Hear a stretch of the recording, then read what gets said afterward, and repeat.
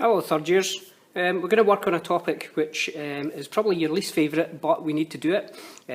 With the good news, it's going to bring in your numeracy that you do. So this is you actually using your numeracy in real life to actually, with an actual purpose as such. So you can use a calculator if you wish for this when you're at home doing these calculations, but they will just be normally just simple addition and subtraction to actually get to where we want. So the topic is cutting lists. When you are in projects and when you're working away, you'll have a drawing like this, our working drawing, which shows our elevation of this part and an elevation of this part here, which shows the sizes of it. So if I want to actually make this, I need to give someone the information to provide me with the wood to actually do it. Because they're not going to give me wood which is all shaped and cut out. That's for you to do. They're going to give me a piece of wood which is going to be similar to something like this. So this is the same piece of size as what this is here. I need to tell someone what that size is. So I need to provide the information to them. And the easiest way to do that is in the form of a cutting list. So that's why we use it.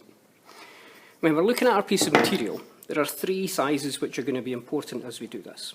And sometimes it's this and this, different orientation, it's still this and this. So I'm going to lay my piece of material here, and the distance from here to here, I'm going to say that this one here, I'm going to call my length. And normally, I would keep my length for the longest part, or the longest dimension. Okay, so the length from here. And if I take my steel rule and measure this, then I can see there 200, and that's millimetres, of course, because that's all we work in. And that will be big enough to actually make this object over here. The other dimension we're interested in is from the front of the piece of material to the back of it, and we're going to call that one. So this distance from here to here, we're going to call that one the breadth.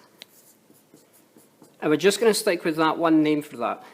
Teachers might talk different terminology, but it means the same thing, but we're going to stick with that because when we go to National 5, that's the term they use when they're asking questions about it. So length and breadth, that gives us the long and the short side on this. So that leaves us one dimension left, because obviously it's a three-dimensional object.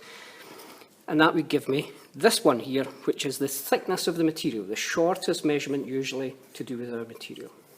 So this is thickness. And those are the three terms we're going to use throughout this little video to help you understand how to create a cutting list and then how to generate one yourself when you're doing it at home or you're working from a drawing which we've given you. Okay, so length, breadth and thickness. Those are the important parts.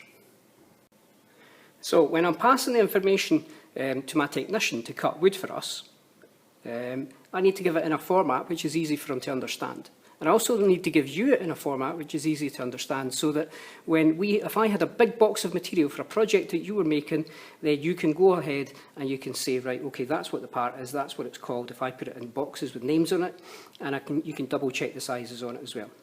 So next step is to get the information in a way that's easy to understand. And we're going to use a table to do that. So I'm just going to draw the table on my desk here. Okay, so my first column is usually description. And that's a description of what I'm going to call this piece of wood here. And for this drawing that we've got here, I'm going to call this one here, I'm going to call this the back. Okay, so my description would go in and the name of it would be back.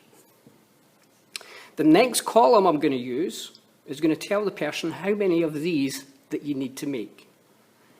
I'm not going to write out the whole big word quantity, I'm going to shorten it Q, T, Y. And in this project, I only need one of them. Now we come back to the piece of material and we talk about the dimensions which we were talking about, the names. So I'm going to give them the length of the material. I could just write L, but I'm going to write out length just for you. And the length of the material, and I put the number in there, and I measured that already to be 200. I do not need to put millimetres in. The assumption is we're working in millimetres as we do this. Okay, I'm just going to adjust my screen a little bit. There we go. So length. The next one I said was the distance from here to here, which we called the breadth. So the breadth, and this time again, I've not looked at it. I could look at it from the drawing here, and that's probably the best way to actually look at it. So if I look at my drawing here, I'm looking at the size here. This would be the size here this time, which would be 70. If I've already cut a piece, I can double check 70. So I now have length, breadth. I need to add in, obviously, the next one, which is going to be, and hopefully you'll just remind me what it is, and it's going to be thickness. Now I'm not going to write the whole word thickness because that's big and long, so THK. And the thickness of the material is the distance from the front to the back, or the narrowest side here I should say. So this one here is 15 millimetres. And again, if my drawing has enough information, I go back to my drawing here to see if it's got enough information on it to actually tell me what the thickness is. Sometimes the thickness is just denoted by a little note to say this is the thickness of the material. So thickness we're going to have is 15. And the last thing I need to tell them is what material that I'm working with. So on my drawing there, it's quite obvious from the pictures there, if you can just see them there, that is pine that's being used, so I'm going to add in here material. And again, I can write the whole word material, or I can shorten it to M-A-T-I-A-L. So I'm checking, this is your, never mind your numeracy, this is your literacy as well today. So my material, and I just write in there, pine. So that takes care of the first part. Then I come to the next one, and I see what else I've got. So the next one, I actually have, if I can get it in my picture here, here we go. So the next one I have is this here, which is the side part, or the support. I'm going to call this support. I write down what it is. How many do I need? From the drawing, I need one. And again, from the drawing, I've looked at the numbers here, and I can see that my length, I'm going to give it as 70. My breadth, I'm going to give as 100. My thickness is still going to be the same as what we had before, and it's still going to be made from pine. Okay, so now we're rocking the boat. We've got two parts done. With this here, these could actually swap around. It doesn't actually matter if I went 100 and then 70. It's because it's a rectangular piece of material, I can get away with that. It won't make too much difference when he's cutting it. Okay, the next thing, if I look at my drawing here though, I do have these little bits here which are dowels, and you'll have used these through some of your projects. So the dowel is a round piece of material. So we need to actually put that in as well because it's still part of something that I need. So when I talk about my dowel, I'm actually just going to write the word in, dowel, because that way it's easy for him to understand what I'm looking for. My drawing, and again if I look at my drawing very, very quickly here, you can see I need two of them. So my drawing, the quantity is 2. This time, the length, and I'm not going to put my drawing up this time, but I can see the length there says 25, so I need 2 pieces, 25 millimetres long. But this time I don't have a breadth or a thickness to add in, because it's a diameter. So when my dowel comes in, you can see there's my piece of dowel here. It's the diameter I'm looking for here. And on my little label here, it tells me that this is 9 millimetre dowel. So when we do this, under the thickness, I would just do the diameter symbol, which is a circle with a line through it. And I put in the number which I want. I actually want 6. So it's 6 millimetre. And in material here, I would just write in dowel again as well. That's all the parts I need for that particular project. It's a fairly simple project because the joints aren't affected at the side or the ends of it. So this is a good one to start us off with, and then we'll do a practice on this as well. And if you were doing your table and doing it at home and you wanted to make it nice and neat, then you can separate this out. You could also do it on the computer in a spreadsheet. So you could use Excel, you could use a table in Google Docs to do it. So there's a number of different ways that you can actually do it. I'm just doing this by hand. Now I have my cutting list, and if I want, I could put up here my mobile holder as my title. That's the format that we're looking for when you produce one. Okay, here's the last situation I want us to think about. I've got a drawing here which you've not seen before. So it's just a little box here, so you can see that there. And one of the teachers has made it up. But to be fair, they haven't really put very many dimensions on it. Not enough to actually get all the different parts. Okay? Just for reference, here's a little box. What I want to do, I want to actually work out what is the actual size of this piece here, the front piece of material that I actually need. Okay? So looking at my drawing here, there's the element there, there's the part there. And I need to work out, right, well, where does it relate to on this actual drawing here? So it comes across the front bit here.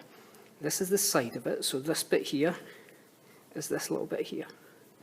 Okay? And the length of it is obviously from the front to back here.